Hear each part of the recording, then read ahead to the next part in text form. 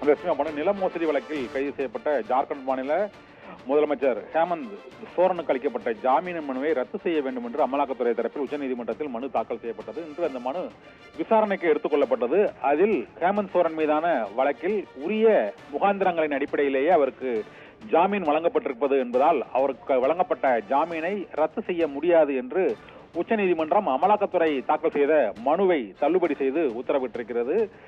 ஜார்க்கண்ட் மாநிலத்தில் நிலம் கையகப்படுத்திய விவகாரத்தில் முதலமைச்சர் ஹேமந்த் சோரன் முறைகேடாக அந்த விதிமுறைகளை பயன்படுத்தி நிலத்தை அபகரித்ததாக அமலாக்கத்துறை வழக்கு பதிவு செய்து அவரை கைது செய்து சிறையில் அடைத்தது.